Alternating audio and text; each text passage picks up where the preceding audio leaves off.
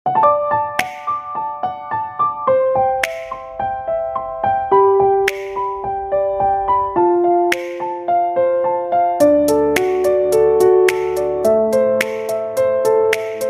datang kembali di pembelajaran kimia. Pada pertemuan kali ini kita akan membahas kimia unsur golongan kalkogen atau golongan oksigen. Ciri umum golongan kalkogen umumnya bersifat non-logam atau metaloid. Ada yang berwarna kuning lemon, ada yang tidak berwarna, ada yang berwarna silver. Kemudian massa atomnya dari atas ke bawah semakin besar. Untuk konfigurasi elektronnya semua memiliki elektron valensi 6. Untuk ciri-ciri fisiknya bisa dilihat dari massa jenisnya, titik lebur, titik didih, struktur kristal, dan bilangan oksidasinya. Struktur kristal untuk golongan kalkogen, untuk oksigen berbentuk kubus, untuk sulfur berbentuk ortorombik, dan untuk selenium dan tellurium berbentuk heksagonal. Kita melangkah ke unsur pertama dari golongan kalkogen, yaitu oksigen dengan nomor atom 8 dan nomor massa 15,99 satuan massa atom. Oksigen ditemukan oleh Carl William Scheele pada tahun 1772. Asal-usul nama berasal dari kata Yunani yang berarti gen oksi asam dan membentuk asam. Seorang ahli bernama Priestley dipuji karena penemuannya, meski Scheele yang juga menemukan oksigen secara bebas. Oksigen adalah unsur kimia yang dalam sistem periodik unsur memiliki lambang O dengan nomor atom 16. Sifat dari oksigen yaitu tidak berbau, tidak berasa, dan tidak berwarna. Dalam bentuk cair dan padat, oksigen berwarna biru pucat. Bentuk lain dari oksigen adalah ozon, merupakan senyawa yang sangat aktif dihasilkan dari pelepasan muatan elektris atau kilat atau penyinaran sinar ultraviolet terhadap oksigen. Keberadaan ozon di atmosfer mencegah sinar ultraviolet yang berbahaya dari matahari sebelum mencapai permukaan bumi. Nah, berikut ini ditampilkan sifat fisik dan sifat kimia dari oksigen. Dengan nama unsur oksigen, simbolnya O, nomor atomnya 8, titik didihnya 90,168 Kelvin. Untuk keberadaannya di alam, oksigen dapat dihasilkan oleh tumbuhan dalam proses fotosintesis. Dapat ditemukan berlimpah di sekitar matahari. Merupakan unsur gas yang menyusun 21% volume atmosfer dan dapat diperoleh dengan cara pencairan dan penyulingan bertingkat. Terdapat dalam kandungan 49,2% berat pada lapisan kerak bumi. Di dalam laboratorium, oksigen dapat dibuat dengan elektrolisis air atau dengan memanaskan kalium klorat. Nah, berikut ini ditampilkan teknik-teknik pembuatan oksigen. Misalnya yang pertama dengan mengelektrolisis air yang telah ditambahkan sedikit asam atau basa. Teknik yang kedua dengan destilasi bertingkat. Yang ketiga pemanasan dengan kalium klorat, kemudian pemanasan peroksida dan pemanasan garam-garam nitrat. Untuk memurnikan oksigen biasanya dilakukan teknik pemisahan oksigen. Untuk reaksi lebih lanjutnya bisa dilihat pada slide berikut.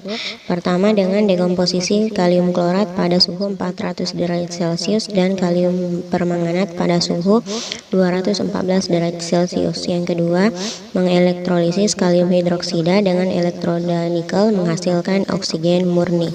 Selanjutnya kita uraikan tentang manfaat dan kegunaan oksigen dalam kehidupan sehari-hari. Yang pertama tentu saja oksigen ini merupakan gas yang sangat penting yang digunakan oleh manusia untuk bernapas dan sebagian besar makhluk lainnya. Yang kedua berperan dalam proses pembakaran. Yang ketiga campuran gas oksigen dan asetilen dapat menghasilkan suhu yang sangat tinggi dan digunakan untuk mengelas logam. Yang keempat digunakan dalam tungku proses pembuatan baja. Yang kelima sebagai pendukung kehidupan pada pesawat terbang, kapal selam, dan lain-lain. Digunakan pada proses sintesis metanol dan amonia.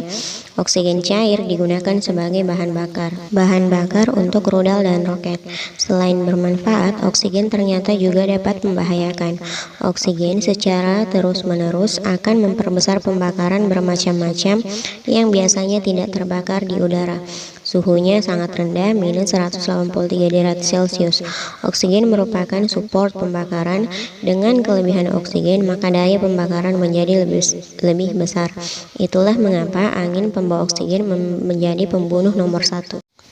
Nah, kita lanjut ke unsur yang kedua dari golongan kalkogen, yaitu sulfur atau belerang dengan nomor atom 16 dan nomor massa 32,066 satuan massa atom. Untuk gambar unsur sulfur atau bentuk kristalnya bisa dilihat berbentuk ortorombik dengan warna kuning pucat. Belerang merupakan zat padat serta memiliki bentuk non-logam yang tidak berbau dan multivalen. Di alam, belerang dapat ditemukan sebagai unsur murni atau sebagai mineral-mineral sulfida dan sulfat. Belerang berwarna kuning pucat, padatan yang rapuh yang tidak larut dalam air tapi mudah larut dalam karbon disulfida. Belerang atau sulfur adalah suatu unsur kimia yang dalam tabel periodik memiliki lambang S dengan nomor atom 16. Untuk sifat fisik dan sifat kimianya bisa dilihat di sini. Nomor massanya 32,066, nomor atomnya 16, titik didihnya 717,82 Kelvin, titik leburnya 392,2 Kelvin. Keberadaannya di alam, belerang dapat terjadi secara ilmiah di sekitar daerah pegunungan dan hutan tropis.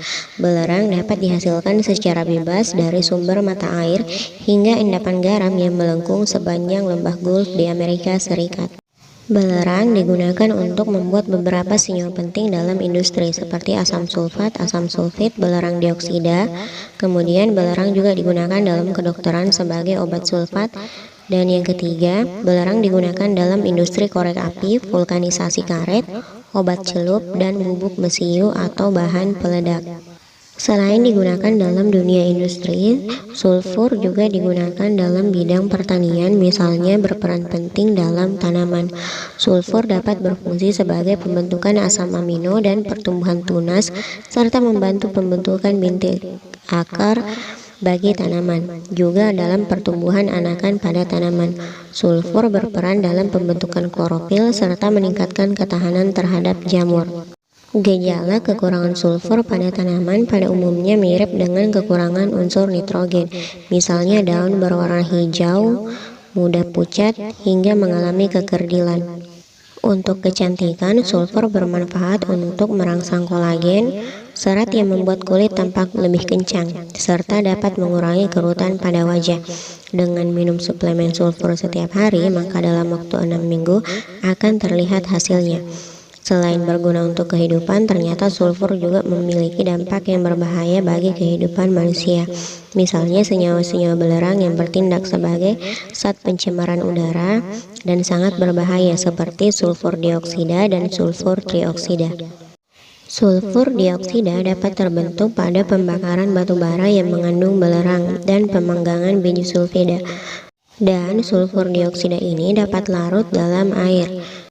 Sifat sulfur dioksida yang mudah larut dalam air dan menghasilkan asam seperti dijelaskan sebelumnya bisa mengakibatkan persoalan lingkungan, misalnya hujan asam. Terjadinya hujan asam yaitu pembakaran bahan bakar fosil seperti minyak dan batu bara yang akan menghasilkan nitrogen oksida dan sulfur oksida, juga partikel lain. Polutan akan tinggal beberapa lama di udara dan kemudian musnah terdeposisi. Unsur golongan kalkogen yang ketiga adalah selenium dengan nomor atom 34 dan nomor massa 78,971 satuan massa atom. Untuk gambar dari kristal atau bentuk dari logam selenium bisa dilihat pada slide berikut. Selenium adalah suatu unsur kimia dalam tabel periodik yang memiliki lambang Se. Selenium berbentuk padat yang termasuk dalam bentuk non-logam, serta memiliki struktur kristal heksagonal. Selenium ditemukan oleh Berzelius pada tahun 1817 yang menemukannya bergabung bersama tellurium. Namanya diartikan sebagai bumi. Untuk sifat fisika dan sifat kimianya bisa dilihat pada tabel berikut. Titik didihnya sangat tinggi yaitu 958 Kelvin, titik leburnya 494 Kelvin. Untuk keberadaannya di alam, selenium dapat dihasilkan dari debu cerobong asap yang tersisa dari proses biji tembaga sulfida, serta dapat dihasilkan dari pemurnian kembali logam anoda dari proses elektrolisis tembaga. Selenium juga dapat diperoleh dari memanggang endapan hasil elektrolisis dengan soda atau asam sulfat, atau dengan meluburkan endapan tersebut dengan soda dan niter. Niter itu mineral yang mengandung kalium nitrat. Namun dari sumber lainnya dikatakan bahwa selenium terjadi secara alami di lingkungan. Sebagai salah satu elemen, selenium tidak dapat diciptakan ataupun dihancurkan, meskipun selenium dapat berubah bentuk dalam lingkungannya. Nah, kita lanjut ke reaksi-reaksi yang mungkin terjadi pada selenium. Reaksi-reaksi itu meliputi yang pertama, reaksi selenium dengan air, kemudian reaksi selenium dengan halogen. Lalu, selenium dioksida dapat bereaksi dengan hidrogen peroksida menghasilkan asam selenat. Untuk reaksinya dapat dilihat pada slide berikut. Untuk kegunaannya, selenium merupakan bahan utama yang digunakan oleh industri kaca untuk membuat kaca. Juga digunakan sebagai tinta fotografi dan sebagai bahan tambahan baja tahan karat. Sebenarnya unsur selenium ini ada dalam kehidupan kita sehari-hari. Orang yang terpapar kadar rendah selenium setiap harinya melalui makanan, air, dan udara. Selenium merupakan elemen esensial bagi manusia dan hewan. Namun selenium juga dapat berbahaya bila diambil secara teratur dalam jumlah yang lebih tinggi daripada jumlah yang dibutuhkan untuk kesehatan yang baik. Asam selenida pada konsentrasi 1,5 part per million tidak boleh ada dalam tubuh manusia. Selenium dalam keadaan padat dalam jumlah yang cukup dalam tubuh dapat memberikan dampak yang fatal pada tanaman dan pakan hewan. Meskipun selenium trace elemen penting, sangat beracun jika diambil secara berlebihan. Untuk unsur golongan kalkogen yang keempat ada telurium dengan nomor atom 52 dan massa atomnya 127,6 satuan massa atom. Untuk struktur kristalnya, warnanya bisa kalian lihat pada slide berikut. Berwarna putih keperakan dan unsurnya berbentuk padat. Telurium adalah suatu unsur kimia dalam tabel periodik yang memiliki lambang Te. Telurium ini merupakan zat padat yang termasuk dalam metaloid dengan struktur kristal heksagonal. Telurium berwarna putih keperak-perakan dan dalam keadaan murninya menunjukkan kilologam. Cukup rapuh dan bisa dihaluskan dengan mudah. Telurium ditemukan oleh Muller pada tahun 1782 dan diberi nama oleh Klaproth yang telah mengisolasinya pada tahun 1798. Untuk sifat fisika dan sifat kimia dari telurium bisa dilihat pada slide berikut. Titik didihnya 1261 Kelvin, titik leburnya 722,72 Kelvin. Telurium adalah suatu unsur kimia dalam tabel periodik yang memiliki lambang Te dengan nomor atom 52. Ciri-cirinya zat padat, kemudian termasuk metaloid dan struktur kristalnya adalah heksagonal. Untuk keberadaannya di alam, telurium kadang-kadang dapat ditemukan di alam tapi lebih sering sebagai senyawa telurida dari emas dan bergabung dengan logam lainnya. Telurium didapatkan secara komersil dari lumpur anoda yang dihasilkan selama proses pemurnian elektrolisis tembaga panas. Amerika Serikat, Kanada, Peru, dan Jepang adalah penghasil terbesar unsur ini. Ada 30 isotop telurium yang telah dikenali dengan massa atom berkisar antara 108 hingga 137. Telurium di alam hanya terdiri dari 8 isotop. Telurium dan senyawanya kemungkinan beracun dan harus ditangani dengan hati-hati. Hanya boleh terpapar dengan telurium dengan konsentrasi terendah 0,01 mg per liter. Untuk kegunaannya, telurium digunakan untuk memperbaiki kemampuan tembaga dan baja tahan karat untuk digunakan dalam permesinan. Penambahan telurium pada timbal dapat mengurangi reaksi korosi oleh asam sulfat pada timbal dan juga memperbaiki kekuatan dan kekerasannya. Telurium juga digunakan dalam keramik. Dalam campurannya dengan bahan-bahan organik digunakan pada proses vulkanisasi karet sintesis. Telurium juga digunakan sebagai bahan insektisida, germisida, dan fungisida. Telurium juga digunakan untuk memberi warna biru dalam proses pembuatan kaca. Kegunaan lain dari tellurium biasanya digunakan dalam bentuk telurida kadmium sebagai panel surya. Panel surya kadmium telurida digunakan untuk mencapai beberapa efisiensi sel tertinggi dalam pembangkit listrik tenaga surya. Produksi panel surya kadmium telurida untuk komersial dilakukan oleh perusahaan First Solar. Tellurium juga digunakan untuk memperbaiki kemampuan tembaga dan baja agar tahan terhadap karat untuk digunakan dalam permesinan. Penambahan tellurium pada timbal dapat mengurangi reaksi korosi timbal oleh asam sulfat.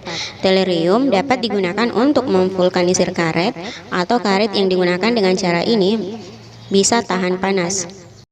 Tellurium digunakan sebagai komponen utama sumbat peleburan dan ditambahkan pada besi pelepisan pada menara pendingin. Tellurium juga digunakan dalam keramik. Bismut tellurida telah digunakan dalam perakitan termoelektrik. Ternyata selain memiliki kegunaan, tellurium dan senyawanya kemungkinan beracun dan harus ditangani secara hati-hati. Kita hanya boleh terpapar dengan tellurium dengan konsentrasi serendah mungkin 0,01 mg per mm kubik. Untuk unsur terakhir dalam golongan kalkogen yaitu polonium dengan nomor atom 84 dengan massa atom 208,982. Berikut ini ditampilkan gambar dari unsur polonium. Seperti yang kalian lihat pada gambar ini, polonium berwarna kuning dengan semburat warna hitam. Polonium adalah suatu unsur kimia dalam tabel periodik yang memiliki lambang PO. Unsur radioaktif yang langka ini termasuk kelompok metaloid dengan memiliki sifat kimia yang mirip dengan tellurium dan bismut. Polonium juga dikenal sebagai radium F, adalah unsur pertama yang ditemukan oleh Marie Curie dan Pierre Curie ketika sedang mencari penyebab radioaktivitas pada mineral pitchblende atau mineral uranium. Polonium mudah larut dalam asam encer. Polonium dengan lambang PO dengan nomor atom 84 merupakan unsur radioaktif yang langka termasuk dalam kelompok metaloid dengan tellurium yang memiliki sifat kimia mirip dengan bismut. Polonium digunakan untuk menghilangkan kumpulan arus elektrostatis dalam alat pengionisasi udara. Untuk sifat fisika dan sifat kimianya bisa dilihat pada tabel berikut. Massa atomnya 209 satuan massa atom, nomor atomnya 84, jari-jari atomnya 1,67 angstrom dengan konfigurasi elektron 2, 8, 18, 32, 18, 6. Simbolnya PO, nama unsurnya adalah polonium. Untuk keberadaannya di alam, polonium adalah unsur yang sangat jarang. Dalam biji uranium hanya mengandung sekitar 100 mikrogram unsur polonium per tonnya. Ketersediaan polonium hanya sekitar 0,2%. Untuk kegunaannya di alam, polonium digunakan untuk menghasilkan radiasi sinar alfa, digunakan dalam penelitian ilmiah tentang nuklir. Untuk kegunaan lainnya, karena kebanyakan isotop polonium terintegrasi dari pemecahan partikel alfa berenergi tinggi dalam jumlah besar, maka ini merupakan sumber energi yang baik bagi radiasi alfa. Polonium digunakan dalam percobaan nuklir dengan elemen seperti berilium yang melepas neutron saat ditembak partikel alfa dalam percetakan dan alat fotografi. Polonium digunakan dalam alat yang mengionisasi udara untuk menghilangkan kumpulan arus elektrostatis. Polonium juga merupakan perangkat yang menghilangkan listrik statis di pabrik-pabrik tekstil dan tempat-tempat lainnya. Dapat digunakan sebagai sumber panas dari atom untuk pembangkit tenaga listrik. Batas penyerapan polonium maksimum lewat jalan pernafasan yang masih diizinkan hanya 0,03 mikrocurie yang sebanding dengan berat hanya 6,8 kali 10 pangkat min 12 gram. Tingkat toksisitas polonium sekitar 2,5 kali 10 pangkat 11 kali daripada asam sianida. Sedangkan konsentrasi senyawanya polonium yang terlarut yang masih diizinkan adalah maksimal 2 kali 10 pangkat min 11 mikrocurie per cm. Kehadiran polonium dalam asap rokok telah dikenal sejak tahun 1960-an.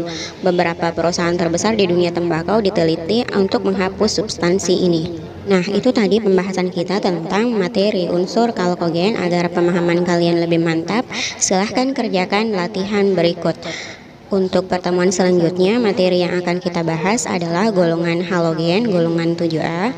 Sampai jumpa di pertemuan selanjutnya.